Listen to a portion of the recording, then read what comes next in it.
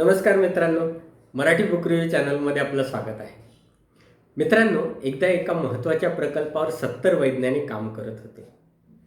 एके दिवशी एक वैज्ञानिक आपल्या साहेबांजवळ गेला आणि त्यांना म्हणाला, "सर, मला आज संध्याकाळी 5:30 वाजता जरा लवकर घरी जायचं आहे. मी माझ्या मुलांना प्रदर्शनाला घेऊन जायचं ठरवलं आहे." त्याचे साहेबही त्याला पटकन हो म्हणले आणि तो कामावर निघून गेला.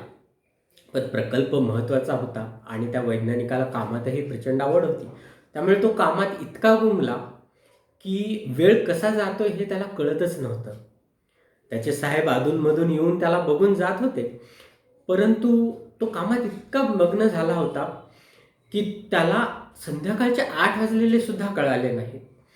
आणि अचानक जेव्हा त्याचं घड्याळाकडे लक्ष गेलं, तेव्हा त्याला एकदम शॉक बसला आणि त्याला वाटलं, की आता काय? म्हणजे एकदम त्याला सगळं आठवलं. आपण आपल्या मुलांना प्रदर्शनाला घेऊन जायचं ठरवलं होतं.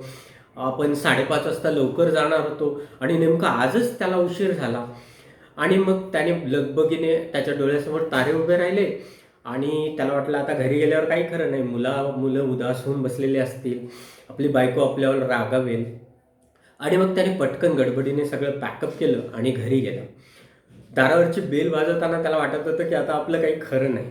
घरात गेल्यावर आपलं चांगलं निघणार आहे. तर आता मग त्याने बेल वाजवली आणि त्याच्या बायकोने एकदम दार उघडलं, हसून उघडलं आणि त्याला सरळ म्हणली, की "तुम्ही आधी जेवण करणार की कॉफी घेणार?" आणि काय त्याला एकदम आश्चर्याचा धक्काच बसला. त्याला काही कळेच ना झालं, की काय घडतंय? आणि मग तो पुढे जाऊन त्याच्या बायकोने त्याला कॉफी आणून दिली. कॉफी घेत त्याने सहज त्याच्या बायकोला विचारलं, की अजून बायकोला विचारलं, की "मुलं कुठे दिसत नाहीत, मुलं कुठे गेले?" तर त्याची बायको त्याला म्हणली, "असं काय? तुमचे साहेब 5:15 वाजता आले आणि मुलांना प्रदर्शनाला घेऊन गेले." मित्रांनो, त्या वैज्ञानिकाला एवढा आनंद झाला आणि आपल्या कर्मचाऱ्यांची सुद्धा एवढी काळजी घेणारी व्यक्ती कोण असेल, हे आत्तापर्यंत तुम्ही ओळखलंच असेल. हो मित्रांनो, ती व्यक्ती होती ए-पी-जे अब्दुल कलाम. आणि मित्रांनो, त्यांचंच आज आपण पुस्तक घेऊन आलो आहे, the wings of fire. The wings of fire हे ए-पी-जे अब्दुल कलाम यांचं आत्मचरित्र आहे आणि त्यामध्ये त्यांनी आपल्या पूर्ण जीवनगाथा, जीवन प्रवाह लिहिला आहे. पुस्तक साईजला थोडंसं मीडियम साईजचं म्हणता येईल, पण त्यामध्ये त्यांनी आपल्या आयुष्यामध्ये घडलेले प्रसंग, ते कसे लहानाचे मोठे होत गेले आणि त्यांच्यासुद्धा आयुष्यामध्ये कसा संघर्ष होता आणि त्याच्यावर मात करत ते कसे वाढले, याबद्दल त्यांनी माहिती पूर्ण दिलेली आहे. मित्रांनो, त्या पुस्तकाची जर विभागणी बघितली, तर आत्ताच मी म्हणलं, की हा त्यांचा एक जीवनप्रवाह होता. तर त्यांचं बालपण, शालेय शिक्षण आणि त्यांनी केलेली इतर क्षेत्रांमध्ये कामगिरी, अशा टप्प्याटप्प्यामध्ये या पुस्तकाचा प्रवाह जातो. मित्रांनो, हे पुस्तक वाचायला अप्रतिम आहे आणि खरंच हे पुस्तक इंग्रजी भाषेतून अनेक भाषांमध्ये अनुवादित झालेलं आहे.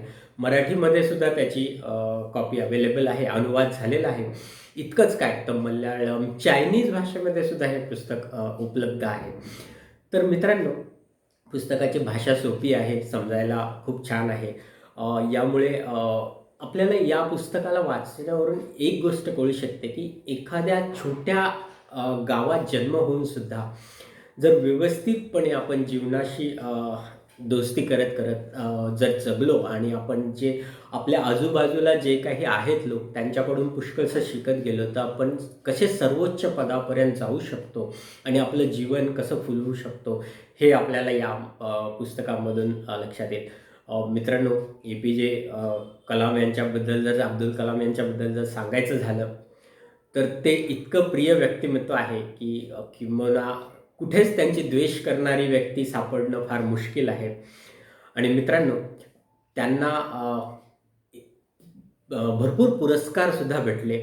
त्यांना सर्वोच्च भारतरत्न पुरस्कार भेटला, पद्मभूषण, पद्मविभूषण, इतकंच काय, आणखी भरपूर पुरस्कार त्यांना भेटले.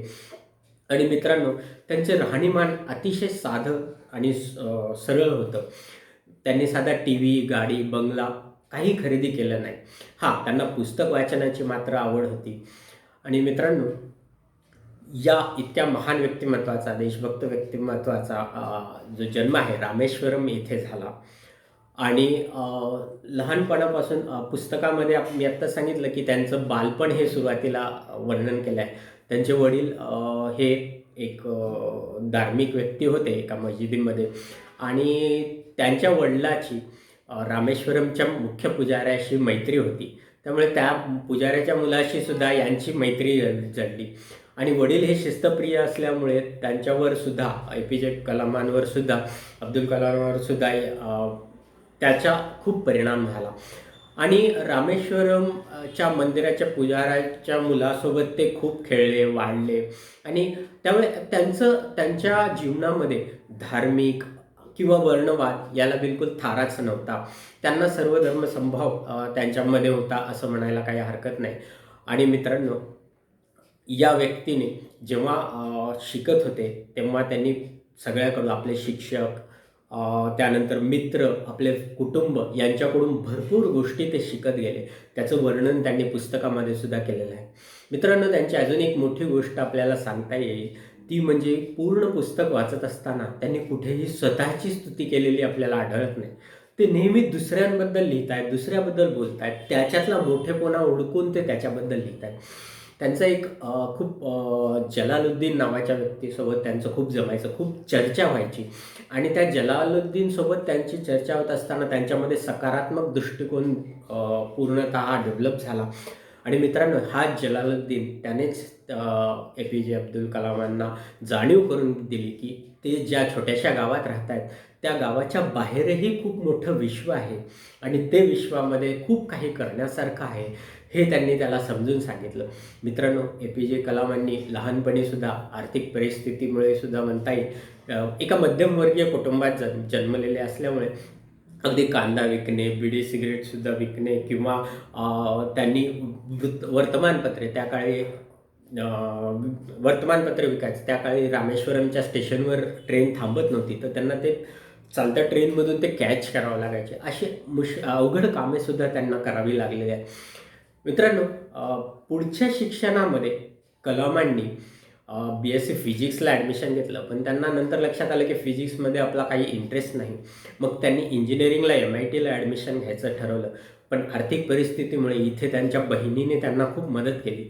आपली सोन्याची चैन व बांगड्या तिने त्यांच्यासाठी विकल्या आणि ह्या गोष्टीचा सुद्धा कलामांवर फार मोठा परिणाम झाला आणि त्यांनी ठरवलं की आता आयुष्यात काहीतरी करायचं. म्हणजे तसे तर ध्येयवादी ते आधीपासूनच होते, पण त्या गोष्टीच्या परिणामामुळे सुद्धा त्यांनी खूप मोठ्या प्रमाणात MITमध्ये एक विमानाची प्रतिकृती बाहेर लावलेली होती. त्यामुळे एरोनॉटिकल सायन्समध्ये तर त्यांचा पूर्णतः आवड पूर्वीपासूनच होती आणि ते त्या विमानाकडे तासनतास बघत बसायचे. मित्रांनो, जेव्हा शिक्षण पूर्ण झालं तेव्हा त्यांचं HALमध्ये त्यांना ट्रेनी म्हणून घेतलं गेलं आणि मग तिथे एका प्रोजेक्टवर काम करत होते आणि एक हॉवरक्राफ्ट ते बनवत होते आणि त्याच्यावर काही त्या काळात तुम्हाला सांगायला लागेल की काहीही कसल्याही प्रकारचं मदत उपलब्ध नव्हती. आज जसं इंटरनेट आहे, पुस्तकं आहेत, सगळ्या प्रकारचं ज्ञान उपलब्ध आहे, तसं त्या काळी काहीच उपलब्ध नव्हतं. पण कलामांनी आणि त्यांच्या टीमला सांगितलं की जितकं काही भेटतंय ते आपण वाचू, जितकं काही मटेरियल आपल्याला भेटतंय, जितकं काही साहित्य भेटतंय त्याच्या आधारे आपण ते प्रोजेक्ट पूर्ण करू आणि त्यांनी तसंच केलं. मित्रांनो, जे काही साहित्य मिळेल ते काय, पण दुर्दैवाने इतकी मेहनत करून अहोरात्र दिवसरात्र काम करून सुद्धा तो प्रकल्प काही यशस्वी झाला नाही, तो भंगारात गेला. पण हो, प्रकल्प जरी भंगारात गेलेला असला तरी त्याने कलामांना मात्र खूप काही देऊन गेला. टाटा रिसर्च इन्स्टिट्यूटने त्यांच्या प्रयत्नांची दखल घेतली आणि तसंच इस्रोमध्ये त्यामुळे त्यांना एक संधी मिळाली आणि ह्या इस्रोमध्ये त्यांची भेट झाली विक्रम साराभाई. एक असंच एक उत्तुंग व्यक्तिमत्व आणि त्या विक्रम साराभाईंमुळं कलामांच्या जीवनाची दिशाच पालटून गेली आणि तिथे ते त्यांच्यामुळे इतके प्रभावित झाले मित्रांनो की त्यांनी कामाला पूर्वीपासूनच महत्त्व देत असत, पण त्यांच्या प्रभावामुळे त्यांच्यामध्ये खूप गोष्टी जागृत झाल्या आणि मित्रांनो, इथून पुढे त्यांनी अवकाश किंवा संरक्षण, अणुतंत्रज्ञान या क्षेत्रांमुळे या प्रगती करून भारताला इतकं सक्षम बनवलं. अग्नी, त्रिशूल, त्यांना त्यांची ओळख मिसाईल मॅन म्हणून सुद्धा आहे. आणि भारत त्यांच्यामुळे सार्वभौम तर पूर्वीपासून होतंच, पण संरक्षण क्षेत्रात एक फार विकसित देशांच्या पातळीला जाऊन पोहोचला मित्रांनो. आणि हो, इतकं सगळं करूनही कलाम हे अगदी जमिनीशी निगडीत म्हणतात, डाऊन टू अर्थ इंग्लिशमध्ये म्हणतात. तर इतकं त्यांचं व्यक्तिमत्व, इगो, अहंकार त्यांच्यामध्ये बिलकुल नव्हता मित्रांनो. आणि त्यांनी जीवनामध्ये कामालाच खूप नेहमी महत्त्व दिलं. आणि सगळ्यात महत्त्वाची गोष्ट म्हणजे त्यांना खलील जिब्रान यांचं एक वाक्य खूप आवडायचं, की the bread cooked without love feeds only half the hunger of a man. म्हणजे एखादा जे ब्रेड आहे ते जर बेक केलं असेल, बेक्ड विदाऊट लव असं आहे ते, तर तो फक्त ब्रेड माणसाची अर्धीच भूक भागवू शकतो असं त्यांचं म्हणणं होतं. जसं एखादा डॉक्टर असेल, तो जर आपल्या पेशावर प्रेमच करत नसेल मित्रांनो, तर काय होईल पेशंटचं? तो व्यवस्थित औषधं देऊ शकणार नाही, तो रोगनिदान व्यवस्थित करू शकणार. तसंच एखादा शिक्षक, तो जर त्याच्या कामावर शिक्षकाचं जर व्यवस्थित प्रेम नसेल, त्याला ते शिक्षणाचं कामच, शिकवण्याचं कामच जर त्याला आवडत नसेल, तर तो मुलांना काय देऊ शकणार आहे? त्याने शिकवलेलं मुलांना अर्धच डोक्यात घुसेल मित्र. म्हणून कलामांना हे वाक्य फार आवडायचं आणि ते त्याचा अवलंब जीवनामध्ये.